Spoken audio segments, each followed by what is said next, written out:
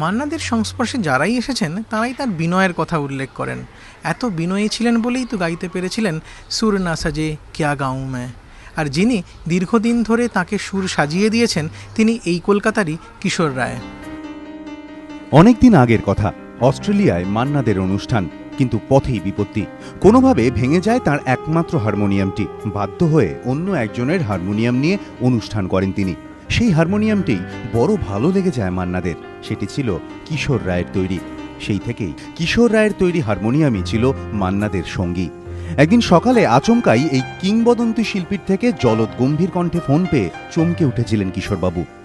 মান্নাবাবু আমাকে ফোন করে বলছেন যে কিশোরবাবু, আমি আপনার হারমোনিয়াম বাজিয়েছি, আমাকে দুটো হারমোনিয়াম করে দিন।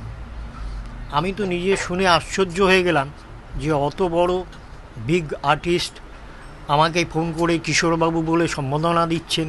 এতে উনিও আমার হারমোনিয়াম বাজিয়ে এত খুশি হয়েছেন যে যার জন্যে উনি আমাকে ফোন করে বললেন যে আমাকে দুটো হারমোনিয়াম আরও করে দিন।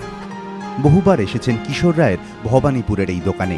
শেষের দিকে ভিড় এড়াতে তাকে ডেকে নিতেন নিজের বাড়িতে। নিজের জন্য এক বিশেষ টিউন বা জোয়ারির আবদার ছিল তার।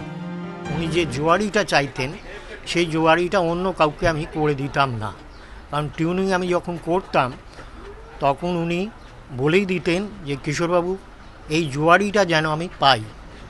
এবং যেই জোয়ারিটা পেতে উনি ঘন্টার পর ঘন্টা গান করতেন, গান করে তারপরে আমাকে ছাড়তেন। সেই জোয়ারি আজও অন্য কারো জন্য তৈরি করেন না কিশোর রায়। হারমোনিয়ামের জন্য নিজে হাতে লিখে শংসাপত্র দিয়েছেন মান্না দে।